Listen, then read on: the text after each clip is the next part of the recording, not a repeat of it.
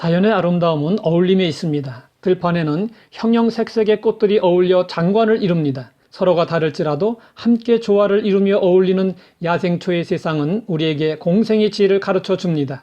인간은 언어가 혼잡해진 바벨탑 사건 이후 온 세상으로 흩어져 서로 하나 되지 못하고 있습니다. 교회도 사람들의 모임이기 때문에 하나됨을 추구하지만 항상 한계를 드러내고 있습니다. 성경에서 볼 수 있는 하나됨의 모델은 오순절 성령 강림으로 탄생한 예루살렘 교회입니다. 예루살렘 교회는 다양한 사람들이 섞여 있었습니다. 상전들도 있었고 종들도 있었습니다. 부자들도 있었고 가난한 자들도 있었습니다. 지식인들도 있었고 배우지 못한 자들도 있었습니다.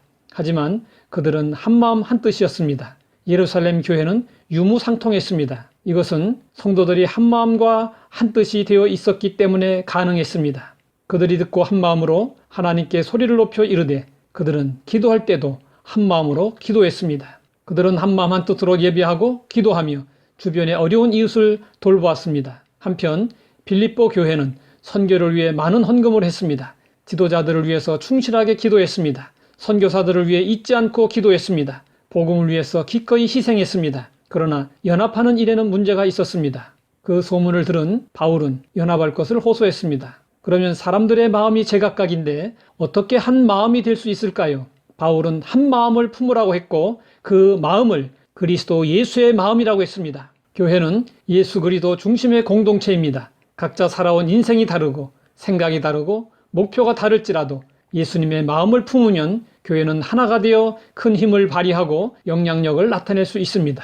우리를 향하신 하나님의 분명한 뜻이 있습니다. 이제 인내와 위로의 하나님이 너희로 그리스도 예수를 본받아 서로 뜻이 같게 하여 주사 한 마음과 한 입으로 하나님 곧 우리 주 예수 그리스도의 아버지께 영광을 돌리게 하려 하노라.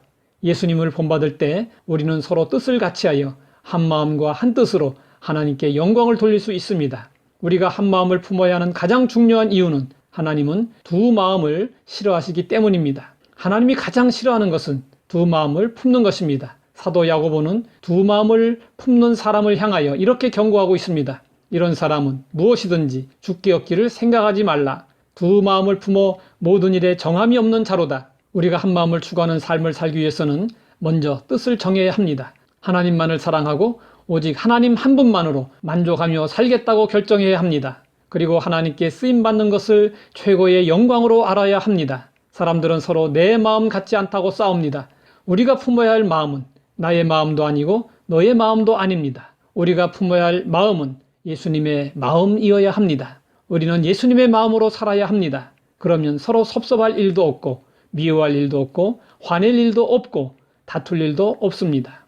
요한복음 17장을 보면 우리를 위해 기도하신 예수님의 장문의 기도가 나옵니다. 거기에는 아직도 응답되지 않은 기도가 있습니다. 저희도 하나가 되게 하옵소서라는 기도입니다. 우리는 더 이상 예수님의 기도를 외면하면 안 됩니다. 겸손히 자신을 낮추며 나보다 남을 낮게 여기는 태도를 가져야 합니다.